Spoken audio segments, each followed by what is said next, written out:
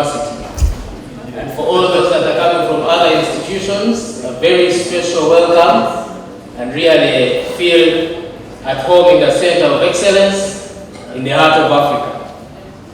Ladies and gentlemen, our chief guest is already here with us, the Honorable Anne Adeke. And very soon we shall be starting off with our program. But my intention is here to let us know that in a very few minutes we shall indeed be starting. Very many of us have kept time, and I thank you very much for that. Now, ladies and gentlemen, the event is brought to you by ACFIM, the Alliance for the Alliance for Finance Monitoring, Uganda Christian University, and APC, Africa Policy Center. The other guests that are here, especially representatives from universities, I think the International University was here first. Can we please clap for them? Kampala University. Kampala University. Did I say that? Or I said something different from that? Sorry? Ladies and gentlemen, may we please clap for Kampala University. God of all creation and God of all nations and God of all governments and God of all human conditions, we come and we stand before you in awe of your presence and in awe of you. We ask that as we deliberate and discuss and talk over issues of our politics, and here we are, open to you and open to your spirit. This we pray through the mighty name of your Son, Jesus Christ our Lord. Amen.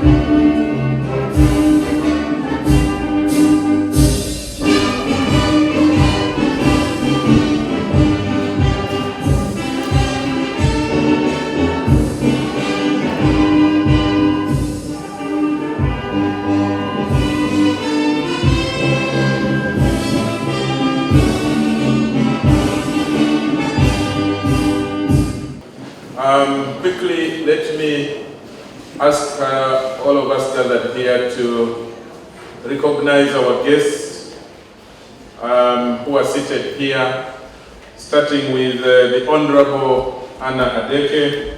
She's the National Youth Member of Parliament and the former Middle President of Makerere University. Thank you so much, Honorable. She's going to give us the keynote address this afternoon, which will set us on the stage of the discussions that will follow.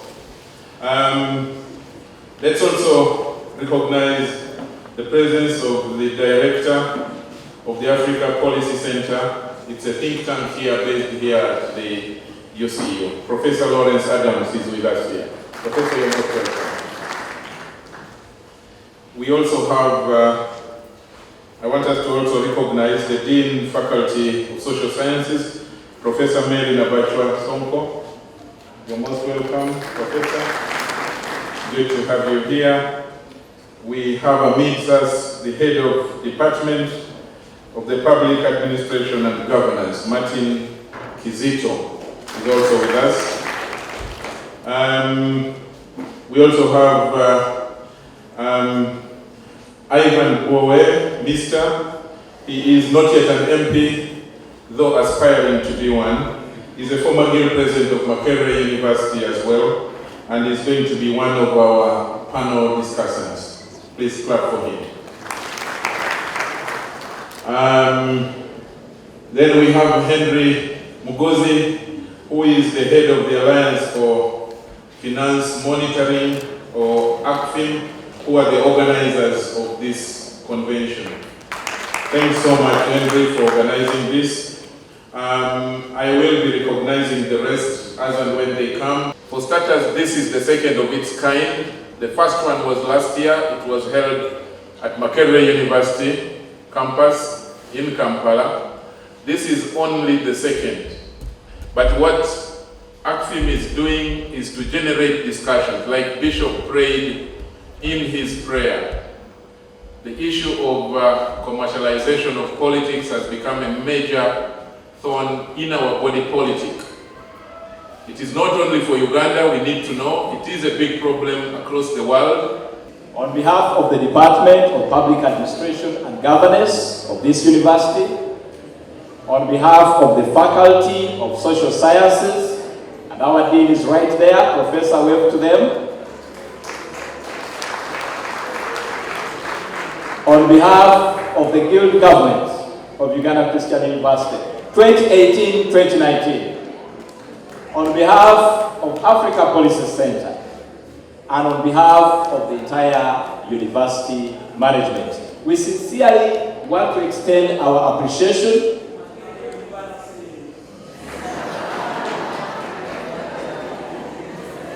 and the entire management of Uganda Christian University.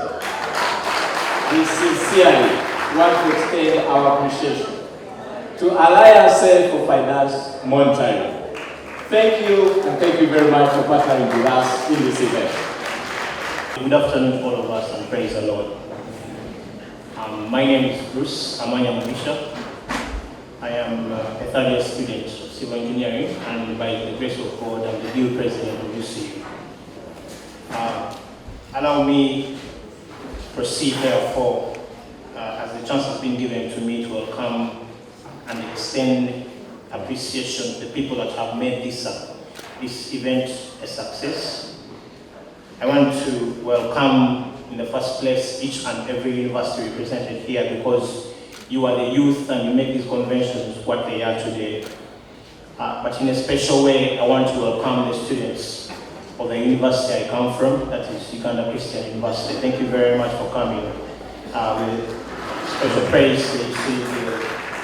I want to therefore welcome our keynote speaker officially, the Honorable Adeke, for honoring this event and coming to us. The anticipation has been building, and I believe I'm speaking for each one of us that we are delighted and we are looking forward to the discussions that are coming our way.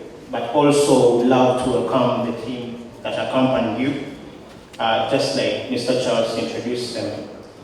I would love to also give special thanks to Alliance for Finance Monitoring in Uganda, ACFIM, Ms. Ruth and your team, the main organizers of this event. We thank you very much for considering UCU a center of excellence in the heart of Africa to really host this event, the second of its kind. Also appreciation to the Department of Public Administration and Governance, Mr. Chizito Martin, the Dean. We thank you very much. There has been a rigorous past 1 month of organizing this event, and we are delighted and we give glory to the Lord that this has come to pass. I would also love to give special praise and thanks to the UCU Guild government, Results with Resolve. Thank you very much for organizing this event, for participating, for representing, and for being the proper fruits of a well-Christian university. I would also love to thank the Public Administration and Governance Society, but not forgetting Africa Policy Center for actually bridging us towards deliberations that are led towards proper governance. I'm delighted this afternoon to make a remark about today's resolution for debate or for discussion that as the youth, this is something that we are looking forward to doing. And I'm very delighted that we are actually having people who have been guild presidents, just like most of us are leaders and we are looking to go there. When Mr. Charles was speaking, I remember one politician who made mention that people, especially politicians who come through the youth ranks, youth politics, national politics, can never be equated to any person who come out of the blue to contest that national politics without actually understanding the youth and what it actually takes to be a leader at that level. And I am delighted that this has actually come to us to actually discuss an issue that is very critical at a time like this in Uganda. I remember the last election when Honorable Maureen Charlie decided to run for president of this country. I remember she actually took it lightly, in my words. She did not know what actually was coming for her. Take the honor to invite Mr. Henry Muguzi. Is the head of the Alliance for Finance Monitoring, ACFIM, the organization that has made this possible. You're welcome, Henry. Come and talk to these delegates. Thank you. Thank you, Charles. Our guest speaker, Honorable Anna Adeke, my Lord Bishop, the Dean, Faculty of Social Sciences of UCU, the Dean of the Head of Department, Political, Public Administration and Governance, UCU, former guild presidents here present, distinguished students from your gallant universities, all protocol observed, ladies and gentlemen. My name is Henry Muguzi and I am the team leader at Alliance for Finance Monitoring, ACFIM. And ACFIM is a Pan-African organization founded in Uganda for the purpose of monitoring money in politics and electoral processes, engaging citizens on matters of political and electoral accountability, and then advocating for feasible campaign finance reforms. It gives us great pleasure and of course gratitude to be standing here once again to witness the coming and passing of the second youth convention on money in politics. The first one having been hosted by Makerere University last year.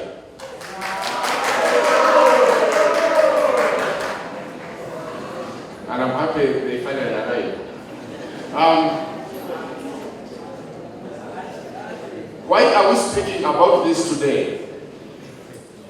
We believe that the subject of political financing, and particularly the vice of commercializing electoral processes, and commercialized in a sense that the participants who go into these electoral processes are doing so not to serve, but they're doing so for financial gain. So that subject has never been relevant as it is today.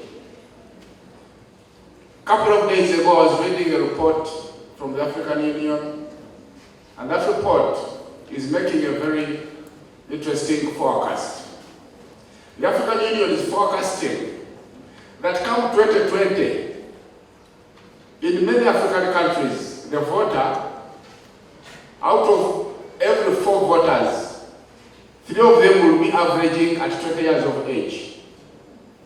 It means that you, the youth here today, are holding the future of your countries in your own hands. And you can determine where it goes. And may I also remind you that being a youth is biology. There are people that are elderly today, we at one time youth. Okay? And therefore, when you are making your decisions, you have to remember that that's where you are going. So you make a wrong decision today, it will catch up with you. May I also remind you that it was the young people like you that received the reins of power from the colonial government. If you look around, whether it was Apollo Milton Obote, I think he was around 33 years of age. Whether it was Kwame Nkrumah, I think he was about 29 years of age. Whether it was Julius Nyerere, I think Julius Nyerere was the eldest of them all, he was 35.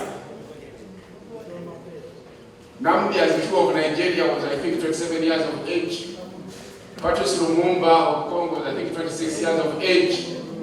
So the youth at one time received the power. And what did they do with that power? That is a story for another day.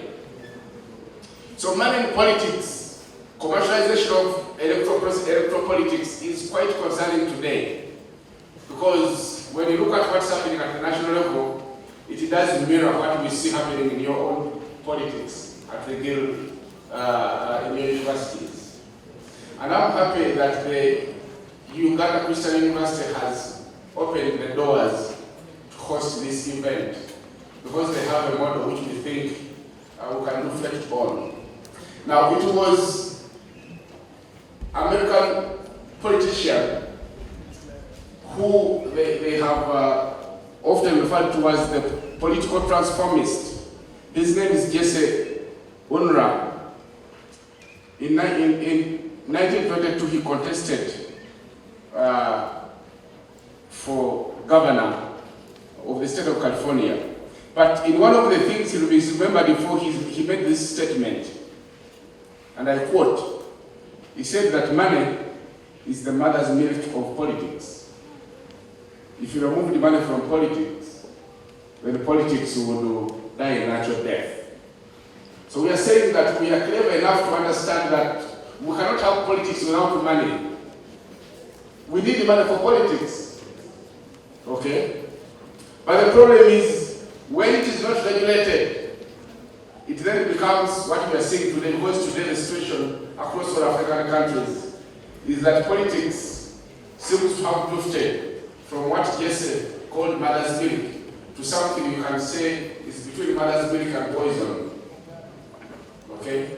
And therefore, this is the moment that we would want you to intelligently discourse on what is the situation we are in, but most importantly, what do we do going forward?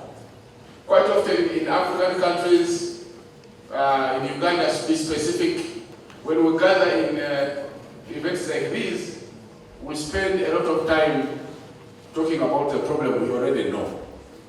And we dedicate very little time to finding a solution. And it is my prayer that we dedicate the bigger part of this afternoon talking about solutions, starting from our own universities where we come from. How do we make sure that we tame and control the toxic influence of money on electoral outcomes? So the youth dynamics, the situation we're in today, and you having gathered here and having given up the business schedules, tells a story of young people that want to hold the future in their hands. I welcome you all and salute you all for making the journey, and pray that you can stay the course, and also discourse not only intelligently, but calmly and respectably, and be able to accommodate each other's views in order for us to find a common way forward. Thank you very much, Lucy, for hosting us. Thank you very much.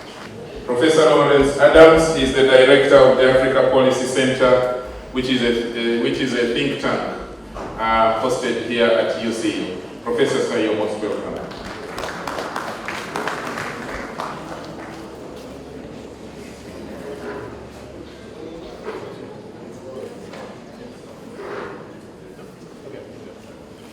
Good afternoon.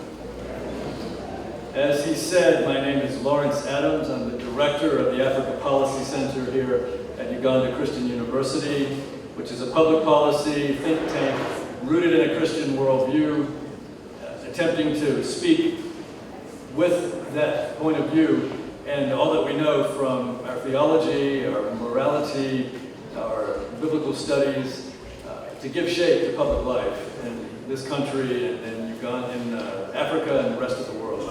In place of the Deputy Vice Chancellor for External Relations, I've been asked to perform the very pleasant duty of welcoming you officially to Uganda Christian University. So, on behalf of the Chancellor, the Archbishop of Uganda, the Most Reverend Stanley Ntagali, and the Vice Chancellor, Reverend Dr. Johnson Nyoni, let me welcome all participants from all the universities that are represented. Welcome to Uganda Christian University.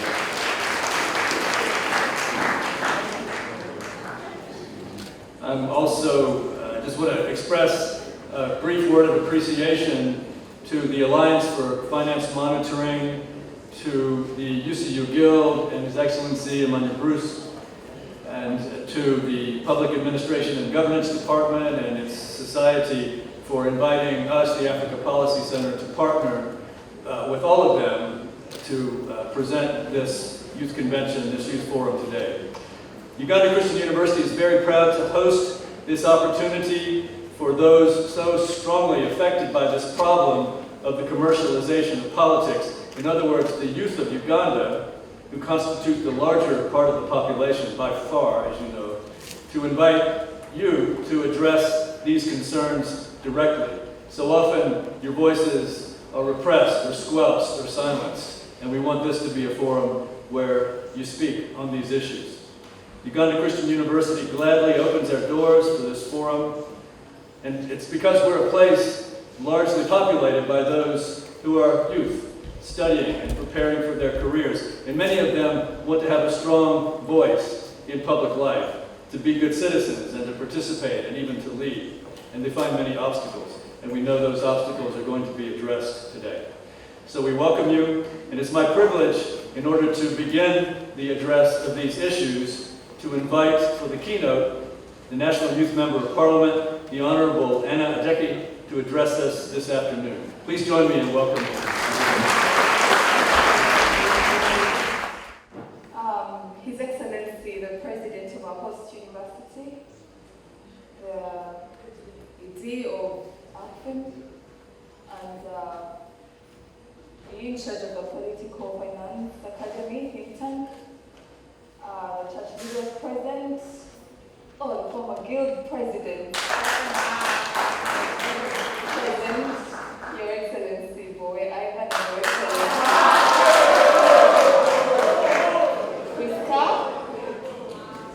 Ladies and gentlemen, young people from across the various universities in Uganda, good afternoon. It's an honor to be invited here to give a keynote address about commercialization of electoral politics and its effect on young people. In a special way, I'll introduce myself. My name is Adeke Anna Ebaju, National Female Youth Member of Parliament, a lawyer by profession, former guild president of Makerere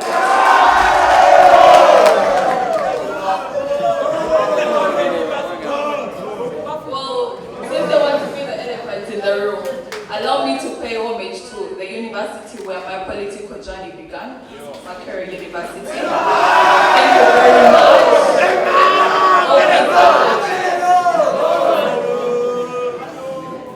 Thank you very much. I'd like to start my address by conveying my gratitude to the organizers of the conference for considering me worthy to speak to the current generation of leaders. Thank you very much. Now, ladies and gentlemen, we are gathered here today to speak about commercial electoral politics as a barrier to youth participation, and we are drawing parallels between guild elections and parliamentary elections. I think I was the right person. I want to believe I was the right person to give a keynote address here, primarily because of my experience with university politics and national politics, but also with my experience as a member of the opposition in Uganda, which has not been privileged to have as much finance like members of the ruling party. Because we need to be honest about it, that members in the opposition have struggled with finance compared to our colleagues in the national resistance movement. So I take it that I was meant to share my experience with you about running for both positions. And I won't waste time because I know the panel will discuss the legislative framework around that. I think, in my view, the biggest political misdeed of the current regime, the NRM government, which has been in power for close to 35 years, in the arena of political participation has been the monetization of politics. We start our careers from schools, from universities, where there is little influence of money. And I dare say that I have not seen university electoral processes having so much influence when it comes to money, so much monetary influence. In any case, actually, usually the people that are successful in the universities are actually the persons considered not to have enough financial resources. I'll draw an example of the current guild president of Makerere University.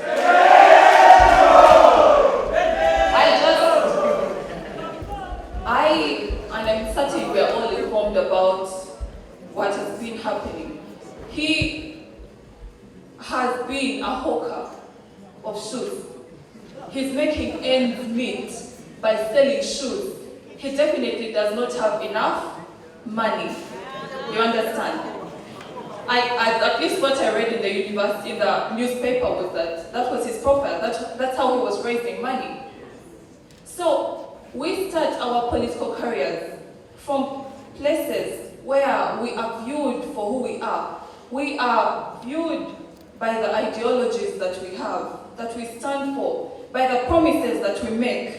It's about honesty. It's about which kind of leader do we want to raise to speak for us, to stand for us. It's not about who has the deepest pockets. But when it comes to national politics, it's a whole different story. Ladies and gentlemen, I moved from the guild elections in Makerere University, where I would spend about 150,000 daily. And I'll tell you what the money was doing, because it wasn't going into people's pockets. The money was paying a band so that students would march. The money was printing posters. No one was asking for money to put in their pocket. It was all about publicity. And that was it. And just to make it fun for students to be able to march along with some music. That's all I spent on. The story was very different when I came to national politics. In national politics, it was terrible. The power of money was real. It was speaking. It was about who had money. Now, the National Youth Council is a very interesting structure. It's the structure that selects the youth MPs. It has voters it has a structure right from the village to the district level. And even those who contest to become executives at the national level had to foot the cost, had to pay money. It was very expensive. Because I would meet young people, and by the way, the voters are ideally supposed to be 30 years below, young people, who would stand and say, I'm not going to give you my votes if you don't give me money. But it's not just about youth politics, it's about national politics. we ask ourselves, why, if we are the country, if we are the world's youngest population, why don't we have a young parliament? Why don't we have a young cabinet? Because I think the youngest minister in the cabinet is 33 years old. And the average Ugandan is 15 years old. Why don't we have members of parliament who are between the ages of 18 to maybe 30? Most of us who are there are simply on affirmative action slots. And yet we are the bulk of the population. Majority of the voters are young people, they are youth. But what happens? We have, number one, the first knockout, the technical knockout is the nomination fee. How many young people can mobilize 3 million shillings just to get nominated?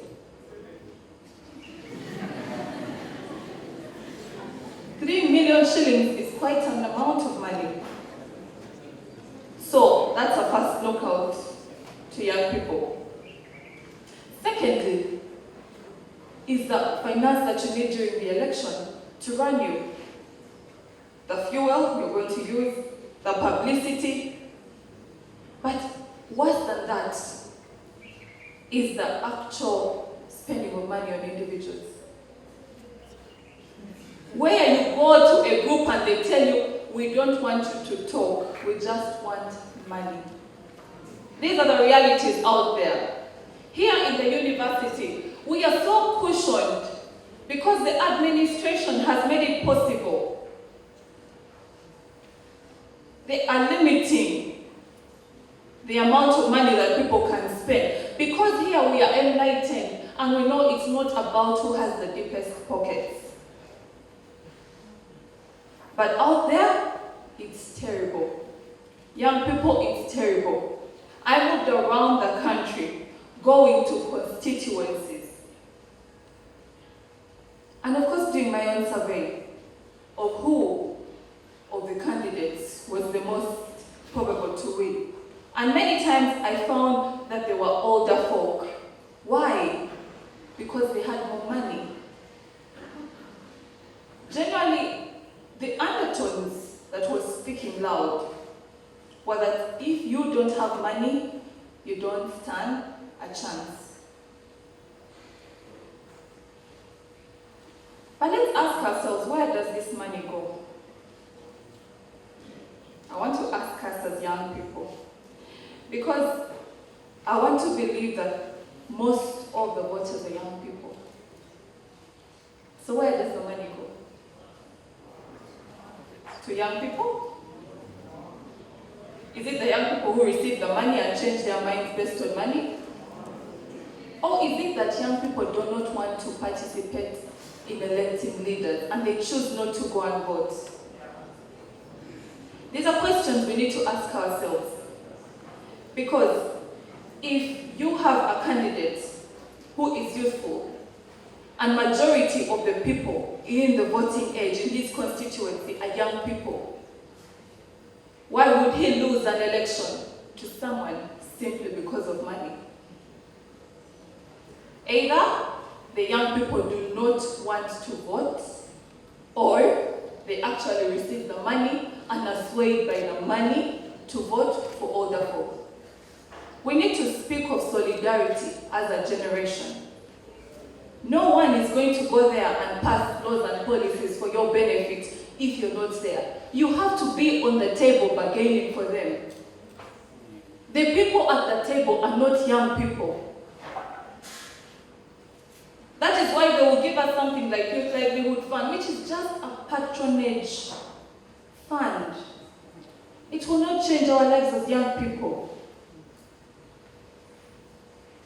As long as we are not at the table, nothing will come for us. There is a famous saying that nothing for us without us.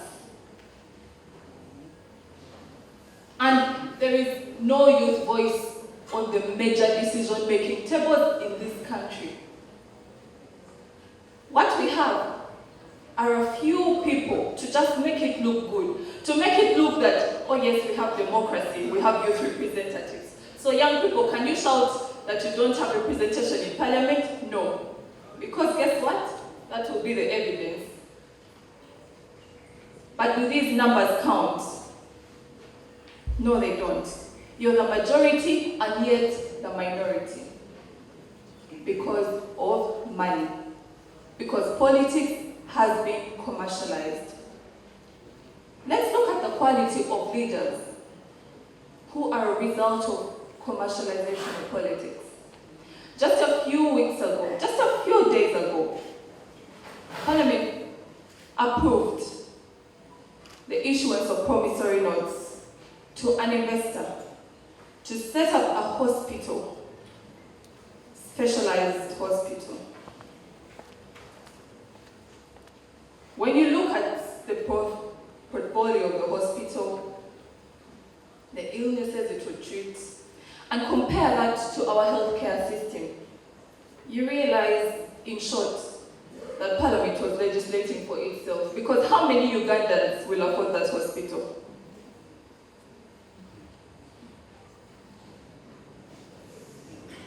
So, the quality of leadership is affected by the monetization of politics. It's about who has the money, not who has the heart for the people.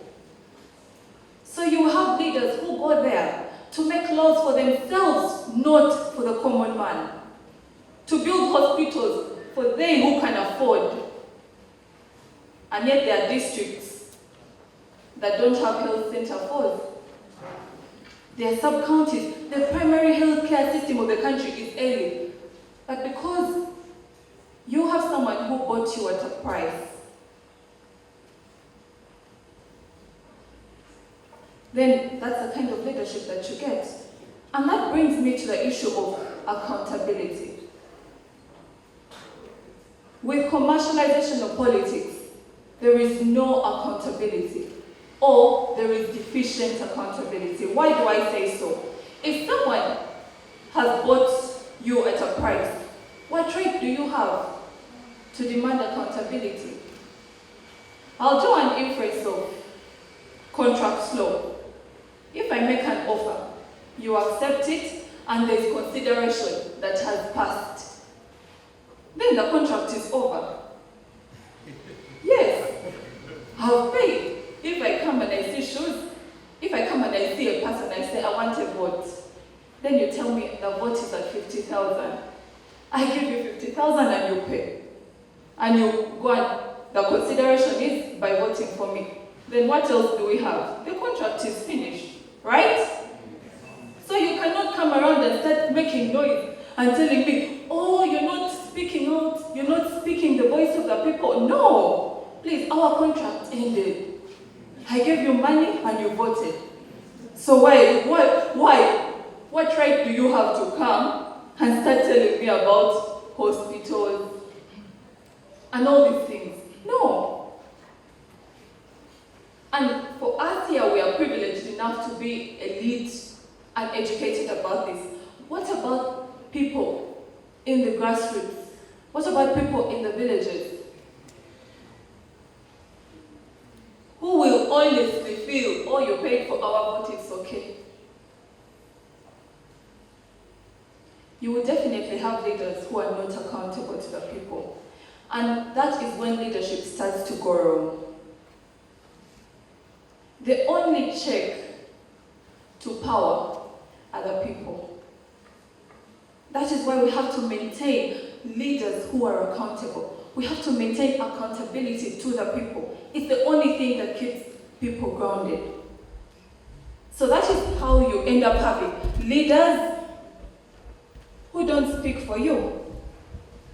Ladies and gentlemen, monetization of politics has greatly flawed the integrity of leaders.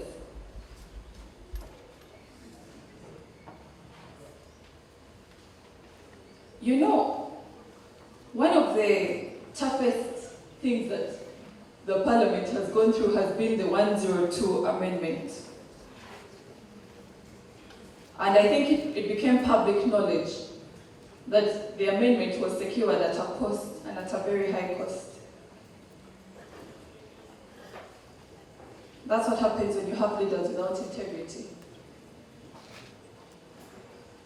When you send your representatives, by the young people, I need you to recognize that when someone invests in an election, when he puts money in an election, it's because he expects a return in the future. And a monetary return, by the way. Not just a return by voting. So when he has paid for the votes, he will make sure that he gets that money back in Parliament. How will he get it back? By passing things like 102 because they are sources of income. Someone is giving you 200 million. Why not? Just amend the damn constitution.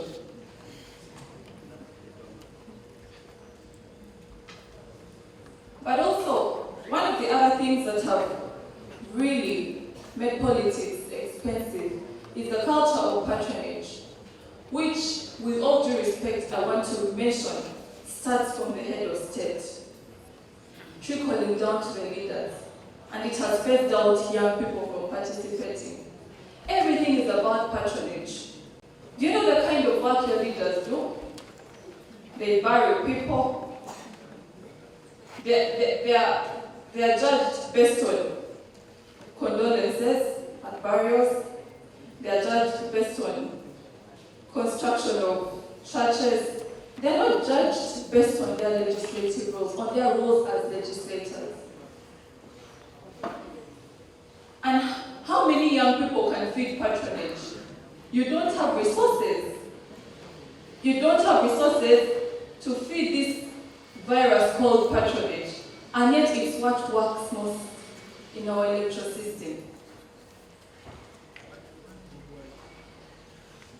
I think it's very, very, very important at a time such as this one, as we are getting ready for the next general election, because it's just around the corner, to ask ourselves as young people, what have we done? Yes, ACFIM is doing so much,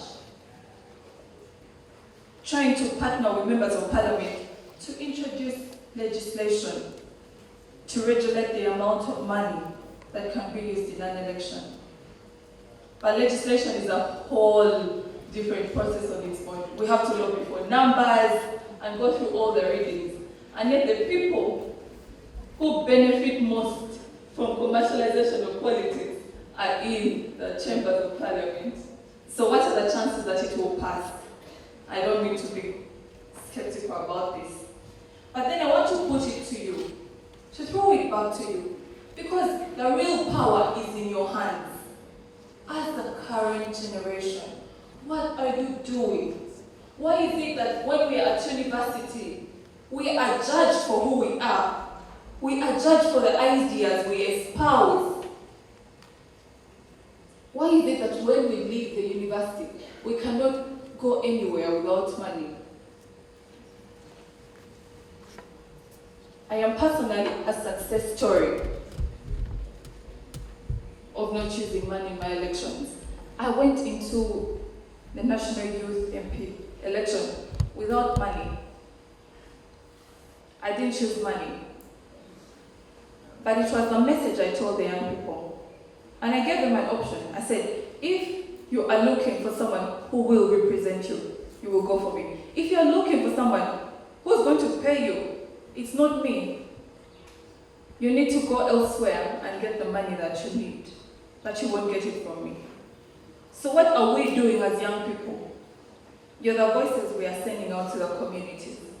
When they've heard that you've gone to UCU, that you've been at KIU, that you've been at IU, they want to listen to you because they feel like you're an authority. Like you can tell them something. What will you tell them? Where will you tell them to stand? To stand with people who have money or people who have ideas and no money? Because by the way, those are the people who you will force to account to you. He knows he didn't pay for the vote, so he must come back to you where the power is. If you want accountable leadership, and I want to believe we are all in accord, that we need to change the narrative of leadership in Uganda. It shouldn't be a reserve for only those who are able to pay, for only those who have money. It should be representative of the kind of population that we have, young people. No one is going to go there and speak for you if you're not there. The national cake is bargained for. If you do not have young people in positions of influence, you will not get your part of the bargain. It won't be sufficient to cover you. So I hope that among us are individuals that, number one, are going to offer themselves for leadership. Because this is going to be in vain. It will be very bad if I don't at least get communication from someone saying I'm going for MP here. It will be like what going through one ear and getting out of the other. So please offer yourselves up for leadership. Number two is the message that you take to the communities. Teach them. Tell your fellow young people that no one is going to speak for us. Tell them that if they look at the short-term gains of getting 50,000, a packet of salt, a bar of soap, then they are selling everything they stand for. It's only and only if we consider this our burden to carry that we can end this narrative of commercialization of politics. Because yes, money can be defeated. Money can be defeated in an election. We defeat money here at the university.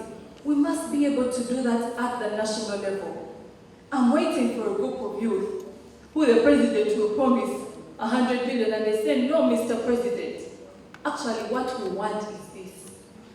What we want is for you to give space so that a younger person can come. And I know they are there. I want to be optimistic that they're there.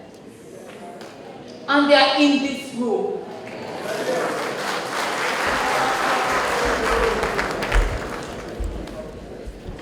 We must disrupt the status quo. We must disrupt the status quo so that we can sit at the table to divide that national cake and provide for many of the other young people whose voices cannot be heard, who have not had an opportunity like you have. You're standing, but you're standing on behalf of 1,000 who have not made it where you are. I implore you, young people, the fight has just begun. We must end the commercialization of politics, but it starts with us. It starts with us making a decision and acting to make sure that the kind of leadership that we establish in our country is accountable leadership. It's leadership that has been put in place without regard of financial resources. With those words, ladies and gentlemen, allow me to end my address and request all the actors from civil society, as we are getting towards 2021, let's invest in teaching young people about the importance of involving in politics, in training those who have of their own decision come out to say they can stand somewhere, equipping them with knowledge about the electoral process and how to guard their victory. Because I know every young person who enters an election is already victorious, at least by virtue of the numbers. Civil society actors, let us invest in young people, because they are the only way we can defeat money in our elections, in our politics, and in our leadership. Thank you very much.